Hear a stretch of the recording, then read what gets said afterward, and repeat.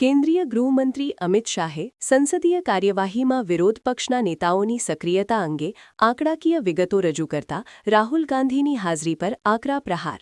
લોકશાહીના સર્વોચ્ચ મંદિરમાં જનપ્રતિનિધિઓની ગંભીરતા અને જવાબદારીના મુદ્દે ગૃહમંત્રીએ જાહેર મંચ પરથી આ તુલનાત્મક વિશ્લેષણ રજૂ કર્યું હતું. કેન્દ્રીય ગૃહમંત્રી અમિત શાહે 17મી લોકસભાના અધિકૃત આંકડા ટાંકીને જણાવ્યું હતું કે પૂર્વ કોંગ્રેસ અધ્યક્ષ રાહુલ ગાંધીની સંસદમાં હાજરી માત્ર 51% રહી હતી, જ્યારે ગૃહની સરેરાશ હાજરી 66% નોંધાઈ છે. ગૃહમંત્રીએ આક્ષેપ કર્યો હતો કે બંધારણીય પદ પર હોવા છતાં સંસદીય ચર્ચાઓ અને કાયદાકીય પ્રક્રિયામાં તેમની ભાગીદારી રાષ્ટ્રીય સરેરાશ કરતાં ઘણી ઓછી જોવા મળી છે.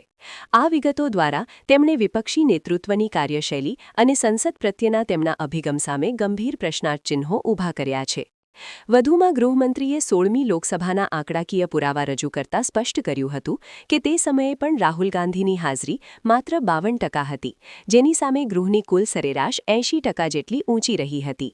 આ તુલનાત્મક વિશ્લેષણ દ્વારા એ દર્શાવવાનો પ્રયાસ કરવામાં આવ્યો છે કે સતત 2 ટર્મ દરમિયાન વિપક્ષી નેતા ગૃહની કાર્યવાહીમાં સક્રિય રહેવામાં નિષ્ફળ રહ્યા છે. શાહે ભારપૂર્વક જણાવ્યું હતું કે જે નેતા જનતાના પ્રશ્નો વાચા આપવા માટે ચૂંટાયા હોય તેમની આવી નીચી હાજરી સંસદીય મૂલ્યોનું અપમાન સમાન છે. मान्यवर विपक्ष के नेता श्रीमान राहुल गांधी अपने अधिकारों की बात करते हैं, वो तो आरोप है, मगर फिर भी जो स्वयं उनके हाथ में है इसका परफॉर्मेंस मैं कहना चाहता हूं. मान्यवर 17वीं लोकसभा में उनकी उपस्थिति 51% रही, 51%. मान्यवर राष्ट्रीय औसत 67% है. 16वीं विधानसभा लोकसभा में उनकी उपस्थिति 52% रही, जबकि राष्ट्रीय औसत 80% है.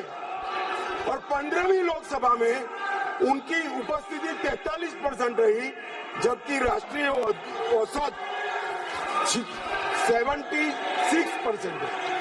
मान्यवर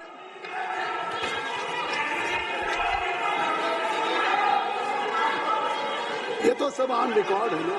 मान्यवर मुझे बोलने नहीं देते. देखिए देखो साहब, ये मुझे बोलने नहीं देते जब तक ये नहीं करेंगे आप.